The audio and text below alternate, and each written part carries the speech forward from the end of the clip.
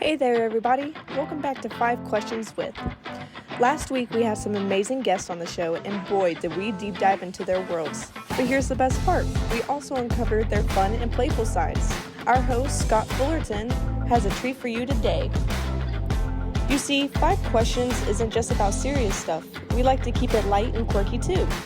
We ask questions that let our guests show their wonderfully unique and playful sides. Imagine this. What would they do if they woke up as a squirrel one day? Or what's their favorite ice cream flavor that describes their personality? It's all about bringing out their hidden quirks and having a blast along the way. We believe that even the most successful and accomplished individuals have a fun side, and we're here to celebrate that. So get ready to witness the fun and playful side of our extraordinary guests. You'll laugh, you'll smile, and you might just discover a thing or two about them that you never knew. So sit back, grab a drink, and get ready for the show. All right, everyone. If it's Tuesday, it's time for another 5 Questions With, where we invite back our amazing guest from last week to have 5 more rounds in the hot seat, which is some goofy random questions. Joining me today, Charlie Sprinkman is here. He is the founder of Everywhere is Queer. If you missed our interview last week, be sure to check the link down below. We had a fantastic talk about his amazing website and app he's developed that lets you know queer-owned businesses all over the country and the world now. Amazing. Charlie, welcome back to the Left of Str8 Show. Thanks. Happy to be here. Well, I appreciate having you. Such an amazing business idea, and we had a great conversation about it. But let's get a little goofy. Ready for some 5 questions? Let's do it. All right, here we go. Question number 1. If you could only have pizza, donuts, or steak for an entire month, which would you choose and how would you like them made? Definitely cheese pizza. And I always have a sriracha mayo dip on the side of my pizza. Nice. I like that. All right. Very, very cool. All right. And we talk about you're a vagabond like I am. You've lived all over the country. Your app talks about LGBTQ cities everywhere and businesses. What if you had a place, what would be your favorite city to live in for a year and your least favorite to have to live in for a week? I would say one of my favorites is Asheville, North Carolina. Or even Boone, North Carolina. North Carolina in general is just a beautiful state. And where I wouldn't want to live is probably Provo, Utah. There you go. I like that. All right. Very good. Question number 3, and I might know the answer to this. If you heard our interview, you might know this as well.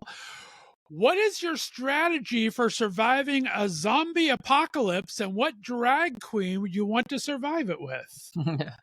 Definitely Patagonia, as you heard in our episode, a huge environmentalist queen that has a lot of experience with the outdoors. So would love to be with Patty. Nice. What's your survival skills? I mean, you're an outdoorsy person we talked about. What do you think your survival skills are in a zombie apocalypse? Well, I mean, I've camped and slept in negative 20 degrees Fahrenheit. So I've got the winter gear down. So I have it all if we need it, really for a few people. So I like it. All right, let's go to the opposite extreme from zombies. What Disney character would you choose as your tag team partner in a wrestling match? Oh my gosh, I'm not a Disney fan. Oh no, Pixar. Cartoon, any cartoon. Oh my gosh. I don't have a TV. I don't even watch TV. I love that, actually. Yeah, that's a good answer. You're stumping me on that one. You can, I Mario and Luigi, I do like playing Mario Kart every once in a while when whoever has it, I'm like, let's play, you know? That is a good one. I will take that's an acceptable answer. You get that one to go. We'll have Mario and Luigi for the wrestling match. All right. And finally, we talk about this amazing app sporting all of these great LGBTQ owned businesses across the world. Besides your own now, if you could own any type of business and make it fabulously gay, what would it be? Okay, well, I always have to, I'm so inspired by People's Inclusive Welding in Portland, Maine, which is learning how to weld. And it is very queer and trans owned. And, I've never welded before, but I think it would be so badass to learn how to weld and just make it so gay. And even more in that industry, like trade industry. Yeah, I'm here for it. Let's make it more queer. Great answer. I love that. Well, Charlie Sprinkman, you survived 5 questions. Let everyone know where they can find you on the web and where they can find your fantastic app. Yeah, www.everywhereisqueer.com and Everywhere is Queer on Instagram and TikTok. And then our app is Everywhere is Queer on iOS and Android and is free. Amazing. Charlie Sprinkman, thank you very much for being on the show. Guys, be sure to check out the link and check out our full interview we had last week. If it's Tuesday, it's always time for another 5 questions with. We'll see you next time. Have a great week, everyone. Bye-bye. All righty, guys. If it's Tuesday, it's time for another 5 questions with right here on the Left of Str8 Show. I'm so excited to have back from our interview last week. James Duke Mason is here. Duke was a fantastic interview last week. If you missed it, be sure to check out the link below there. We talked all about his Duke downloads, his writings and musings, and some excellent guests he's had on Instagram Live. Duke, thanks for coming back on the show. I appreciate it, my friend. Happy to be here. You ready to play a little 5 questions? Excited. Let's do it. All right. Question number 1. We talked about in your interview that I think you're just so great to all your friends. You have these great friendships that you share online. If you were to pick any fictional character to be friends with, who would you want to be your best friend? Oh, God. That's a tough one. Fictional character. How about, oh my God. Which is a really weird one. Maybe not that funny per se, but there was a movie called The Trip, which was a gay indie movie that inspired me to come out when I was 14. It was the first film I saw. It single-handedly changed my life, made me want to come out and be an activist and all that. The lead character in that movie, Tommy, I actually fell in love with when I was 14. And I still I rewatched the movie recently, and I was like, oh my God, I love that character. I'm still in love with that character. And funnily enough, when I was about 10 years ago, when I was 21, I hosted a screening at Outfest of this film and got to meet the actor who played the guy that I fell in love with when I was 14. So, and he was straight in real life, of course, that actor, Steve Braun. Right. But anyway, that one came to mind because I just watched the movie the other day and I still love that character, and I'm still in love with that character. So, that's amazing. I love friend and boyfriend potentially. All right, question number 2. You and I have talked a lot on air and off. We're both political junkies. If you were able to time travel to any historical event in the past, what would you like to go back and be able to witness firsthand? I really would love to go back to 1984 and be at the Olympics in LA in the summer of 1984, because I really think LA, and just the 80s in general, but mid 80s in Los Angeles with, Carson and, the Olympics, and my mom was, the Go-Go's were in LA that summer. They had a show at the Greek. I just look back on that era and thank God, if I could pick any year, not even on a political sense, but just to have witnessed a time period, and I wish I could have gone back to the mid 80s and experienced what that was like, because it seems like it was a pretty magical period in pop culture history, Good choice. And it was, because I'm old enough to have been there for half of it. So nice. I like that. I'd go back from 1984 to 1989 and 1988 and just have experienced that 4 or 5 year period. I would be like, that sounds like it would have been pretty fun to be a part of. It's some amazing time. I agree with that 100%. Of course. Well, you mentioned your mom. Of course, your mom is the fantastic Belinda Carlisle from the Go-Go's. Now, if you had to go against your mom in a lip sync battle, she couldn't sing live, how do you think you do, and what song would you compete against your mom on? You mean one of her songs? No, you can do any song, just a lip sync. You had to challenge your mom to a lip sync battle. Pick any song you'd love to do to compete against, because you don't have to sing live. That'd be kind of Uh, hard to go against your mom live. oh, all right. I was going to say, how about Hit Me Baby One More Time, Britney Spears? I love it. That's hilarious. Would you That- have the knives? Would you have the oh knives? my God, that was so frightening. Jesus, video. I mean, Poor that, Brittany. She has such poor good thing. weeks, and then she just blows it all away. I just feel so bad for No, her. me too. Me too. Oh my goodness. All right, question number 4. I forgot what it was. Let's see. There we go. Okay. Um, what is maybe the weirdest or most unusual talent you possess that nobody knows about? Mm. I I would say, I mean, even though I don't play a good musical instrument, I don't play a musical instrument. I'm not a good singer.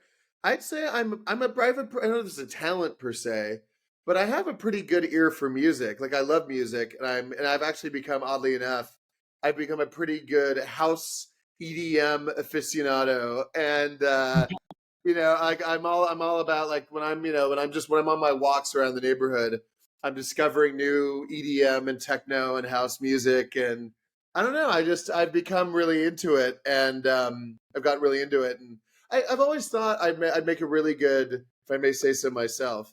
I think because I grew up listening to music and I think I have a pretty good ear for music, and I think I'd probably make a good music producer or manager because I think I love music, and that's not something that I necessarily talk about that much, but it's something that I really enjoy.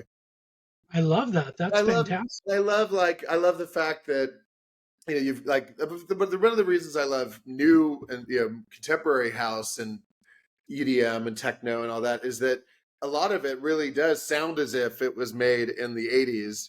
And of course, I love, like, I got to see one of my favorite shows ever. I got to go see Pet Shop Boys: A New Order at the Hollywood Bowl, and double billing. And to me, like, the reason I love that stuff is it sounds. I mean, it sounds a lot like, I mean, it basically inspired a lot of the house music that you hear now.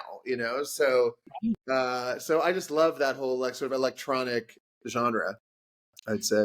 That's awesome. And off topic, I mean, of course, you saw your mom at the Greek, but the Hollywood Bowl had an amazing season this summer. There was great people there like every other day, I think. Yeah, it was pretty impressive. I was like, wow, it was pretty I was impressive. impressed. I was Yeah. wishing I was back there, that's for sure. All right, question number 5, Duke. We talked about you bringing Duke Download back, which is where you're doing some amazing live interviews with friends and acquaintances there. Who are 3 people that may have passed that you would have loved to have been able to talk to and bring on a Duke's Download? Say it one more time. 3 people. 3 people that have passed on that aren't here anymore that would be really interesting people that you'd love to have talked to. Harvey Milk, um, Larry Kramer, who was wrote The Normal Heart, and I actually got to meet one of the great gay rights activists, and I got to meet him when I was 18, but sadly he passed away a few years ago. Third, oh God, I guess because the first 2 are kind of political. Let me see. I'd love to have, God. Wow. You know what?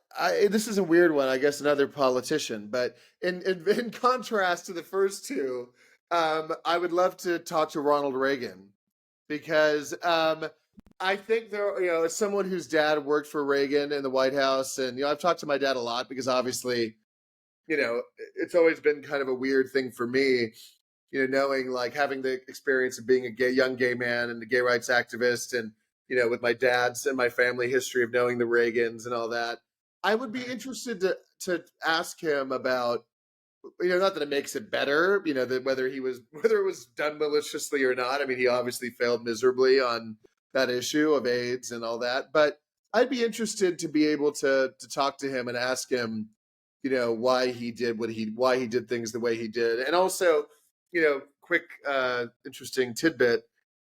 Right before Nancy died, I was actually working with their daughter, Patty Davis, to try to get Nancy to agree to have some kind of acknowledgement at the Reagan Library of AIDS. And because currently, which is kind of hard to believe, the Reagan Library has no reference whatsoever to HIV and AIDS and what the whole issue. And so before Nancy died, we were going to try with Nancy to try to get them to, before she died, to change that. And then she passed away, so we didn't get that chance. But that, now that I think of it, that's something actually that I might try to take up again, because I think as someone who both is gay and a gay rights activist, and also knew the Reagans and had sort of has a personal relationship there, having with my dad, having worked for the administration and all that.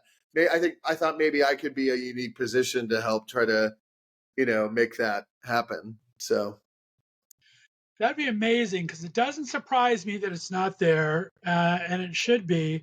And also, I mean, just his actor background, I'd love to know about. Go ahead. Sorry.